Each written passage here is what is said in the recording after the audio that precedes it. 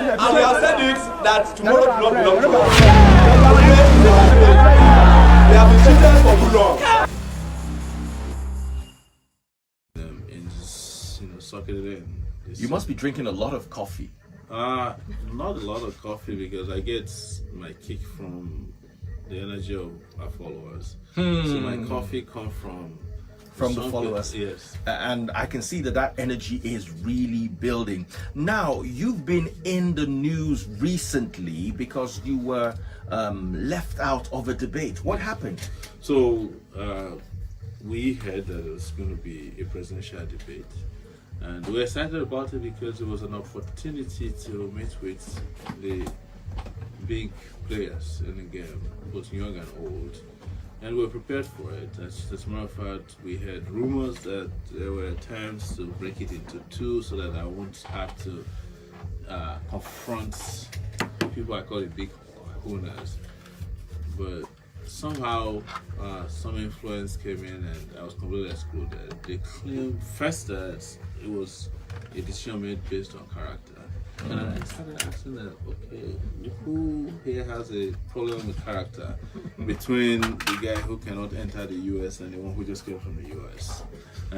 Who has character between the president of the country who's got a lot of baggage with regards to performance and efficiency and clarity, and these young persons who know what they want for the country, who are loaded as we call it here? And then they shifted and say, oh, we didn't have enough funding for it, that's why we can't take everybody. But it turned out that this was just so that debate would not create a lot of problems, because they tried to reach out to me to see if I could tone down a little bit. And I said to them, our leaders are tone deaf, and we have to go after the eardrums at the debates. Yes. Talking about toning down a little so you can blend with what we have you ever given that a thought? No. Or you want to be like me, always facing them? I don't envy you, but I like what you do, and I think every society, every facet of our life is in need of a daddy freeze. Politically, religiously, legally, socially, culturally, and I've tried to do a little bit of everything, and a lot of controversy that's trailed my own life as well. Even this campaign, going to palaces where I was tear gassed for not doing what people expect you to do when you get to a palace, because I was maltreated I was kept waiting for a long time, and nobody has ever heard that before. It's like, who are you? How dare you? But now people are getting used to it. I have been to a situation where soldiers were beating people on the streets, and I intervened, and everybody thought I was crazy. But I've been in those conditions and positions before where I wish somebody could intervene to save me, and I had to risk it. So that's why we can't afford to tone down. We need to tune up our activism. We need to tune up our consciousness so that we can meet, we can put the country on a path of that progress and that it desires. It deserves. So there's no toning down. I can only hope that people everybody will be like us at this time. Be like that freeze somewhere who is speaking truth to power. Now there's another debate that's supposed to be in January. What date is it, and are you participating this time? It's January 19th. That's supposed to be the presidential debate. We lost out of the vice presidential debate, and it's exactly the reason why they didn't want us to participate. They want Nigerians to be presented with what we call fait accompli, only two candidates of the two major political parties. And they did it so well with the people they chose as vice presidential candidates to match up with PDP or APC candidates. And by the time they were done, everybody was like, oh, these young persons are not prepared yet. But if our candidate had been there, it would have changed the narrative. And that's what we're about to do. But in this particular instance, we actually have gone to court to force them to include us in that debate. Do you see yourself getting victory from the courts? I don't know, but my hope is that the courts are a place where people can get justice, and they have a duty to do justice. Yes. But I know this is political, and what will eventually make them do what is right is political pressure. Even the courts, do justice sometimes based on social justice clamors. I want to ask you a question. Every single government, Yes. I was brought to Nigeria as a 3-year-old in 1979. Wow. And every single government between 1979 and now has tried to and promised to fix electricity, Yes. power. Yes. Do you think you can fix it? I can. In how many years? I'll do it in 2.5 years. 2.5 years. Yes, I will at least hook over 60 to 70 million people to the national grid in 2.5 years. And this is how I'll do it. The same way they did in Egypt recently. Between Egypt and Germany, Siemens in Germany, they increased their electricity supply by 14,500 megawatts of electricity. It's a mix, solar, gas, hydro, and they spent $7.2 billion to do it. And all those people, that is from December 2016 till about middle of 2018. And all the 40 million people are already hooked now. And we spent here $16 billion generating darkness. They spent $7.2 billion generating electricity for 40 million people. So at the rate at which they did it for Nigeria, because it's probably cheaper labor here, we have better opportunities here, because people are willing to work, we can do actually about 30,000 megawatts. But our promise for 2.5 years is 24,000 megawatts of electricity, which will light up over 50 to 60 million households.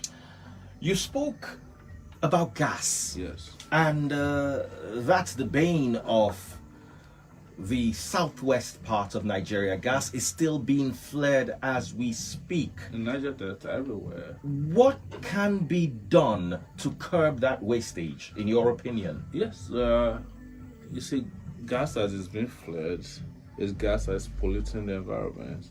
Gas that is captured and converted to liquid gas. It's a gas that can provide energy.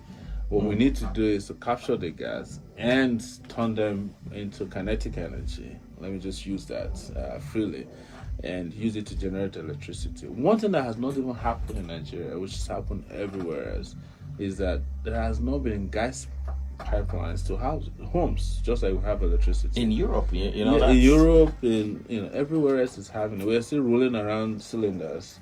And that in itself is a huge source of revenue. It's a huge source of jobs for people, because to hook up gas pipelines to about 100 million homes in Nigeria, you provide nothing less than 5 million jobs to people. And people will be fixing them when there is a problem. We have 9-point-something billion cubic feet of gas in Ogoni land alone.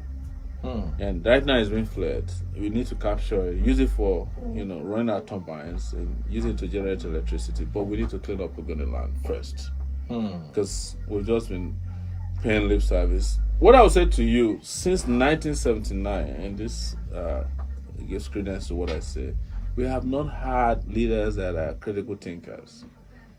This is the best Nigeria that the leaders since 1979 can give to you. Probably Nigeria was better than this in 1979. I went to Ado Ekiti on Sunday. It took us an hour and a half to get from Akure to Ado Ekiti. When I went there in 1986, it was 30 minutes drive. So that tells you where we've gone. We have been going in reverse direction. We've been hustling backwards. In a free fall. And that has to stop. Now that's why we're here. Now, you're young, and with youth comes futuristic thinking. Globally, fossil fuels are being downplayed and alternative energy is being emphasized. Have you begun thinking of that with regards to the future? Absolutely. I spoke on China's TV a few days ago, and I said I'm from Niger Delta region, and I keep telling my brothers and sisters there that the nice Niger Delta region, so to speak, might be northern Nigeria because of technology. So, assuming all of our solar energy power is coming from Sokoto, Jigawa, Kebbi, and Adamawa and Zamfara, where do you think we'll pay attention to? The lifespan of fossil fuel is not more than another 20 years. I'm being generous. Yeah, yes. Maximum. Because Japanese car makers are making electricity cars, they're making solar powered cars. They're using technology freely. We now have shale oil. It's another technology in getting oil from the bottom of the sea that don't require you coming to Nigeria. So pretty soon, nobody's going to buy Nigerian oil, and nobody has the capacity to drink oil. So you better be prepared. And I advise everybody who is relying heavily on oil to start seeking knowledge, because the world is going to be driven by knowledge-based economic systems going forward. And you look at all the companies that are doing the best, even in stock markets around the world, they're tech-based companies. You know, you have Apple, you have Amazon. Do you see any tech giant emerging from Nigeria? Absolutely. You know, not only do I see tech giants, emerging from Nigeria, I see, tech genius emerging from Nigeria. There are a lot of young people that, if they just have a little opportunity, they will do wonders. I've seen it happen with so many of them before. I'm in a tech community here in the country, and without you knowing, there is an eBay in Nigeria. There is a PayPal in Nigeria already. You know, so you're talking about 200 million people. The population of the US is just 320 million people, or thereabout. Nigeria is more than half the population of the US. If you have 200 million people who are thinking creatively, you can have a lot of tech people come out of the place. Already, they've demonstrated it in music, movies. So you can imagine one day, some guy is going to be the next Facebook Mark Zuckerberg. Out of Nigeria. Yes. All right, we're going to take a quick break. We're going to hit a song. I've got KJ here, and when we come back, it's still Omoyele Sowore and I right here. Stick around, Lagos. Stop. Nice. I wanted to see, are you sure your fingers were not getting in the way? No, I don't think so. Okay, you tried. Thank you. Now there's one more left.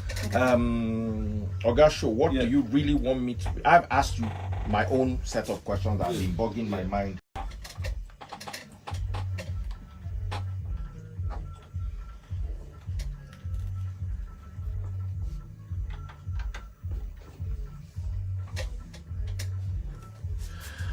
All right, it is 96.9 Cool FM, still hanging out with Omoyele Sowore, a gentleman I absolutely find fascinating, especially because we're about the same age. I don't think he's more than 10 years older than me, so he sees a Nigeria I see. I don't know if I could say the same prism, you know, about our ancestors, but at least for us, we're looking in the same direction. The pity is, a lot of our celebs are aligning themselves. I've seen them align themselves with pastors in the past. There was this guy, Williams, who had this whole UN joke around him. I remember when I came out to fight tithing.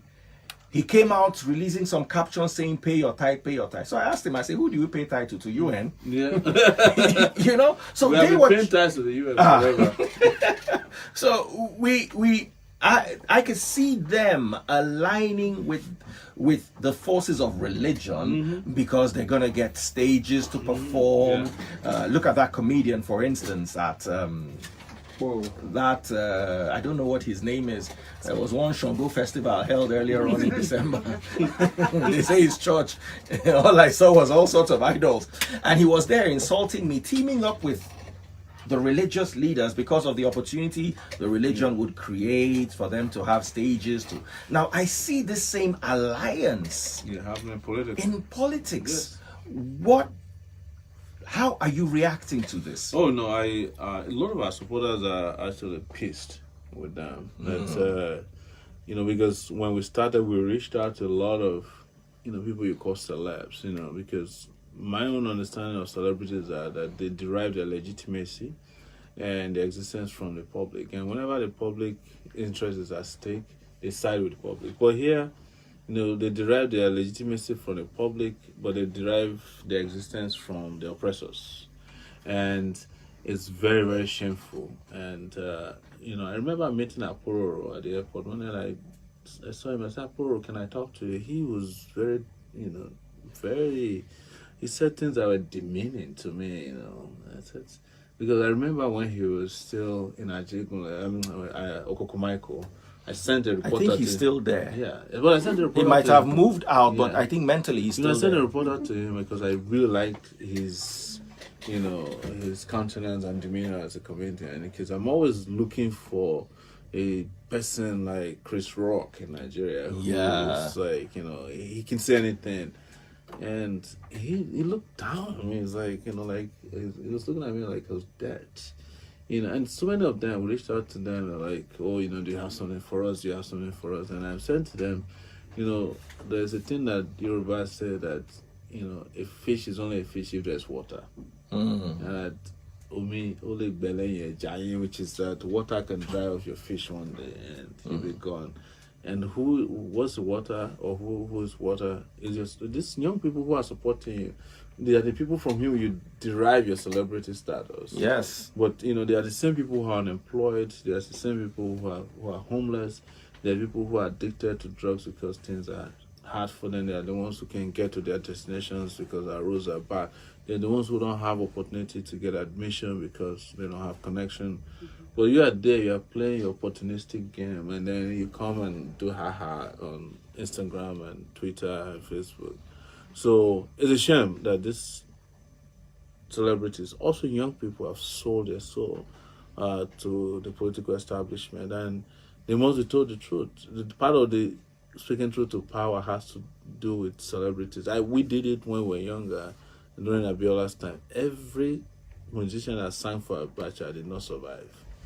Pretty much. I remember Shino Peters, Chris Essenigboku in those days. The moment they collected their Abacha loot, everybody left them. And I think people must be warned that a celebrity status is going on as long as you are being celebrated.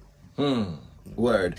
Okay, rounding off now, because I know you've got quite a tight schedule. Let's talk about funding. Yeah. How are you being funded, and what are you also looking at with regards to funding? So we have two ways of getting funding. We have GoFundMe, which is a crowdsourcing platform that's based in the US, but anybody can actually contribute through GoFundMe. And how are the people contributing? Good, very good. Oh, wow. We've reached almost $116,000 from people who have been contributing consistently.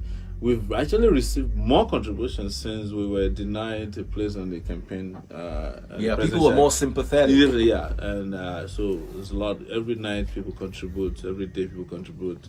And also we have a Nigerian account with Zenith Bank. It's account number 100602387, where people have been making contributions. Between those two accounts, GoFundMe and Zenith Bank account, we've received almost 90 million naira.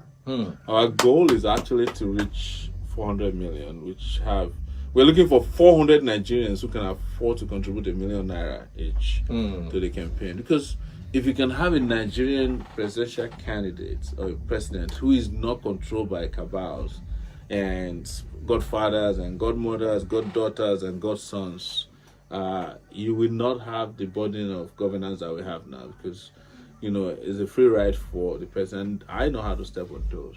That's why I'm not looking for godfather support. As I usually tell people, I'm an equal opportunity offender. Yes, just like you do. All right, ladies and gentlemen, Omoyele Sowore. I'm sure we're going to have him soon, one of these days again. We're looking forward to the debate in January 19th, yes. I want to see what is going to wind out of that. Yes. Thank you so much for coming around. 96.9 Cool FM, a quick break, and we'll be back at you. Whatever you do, don't you dare touch it.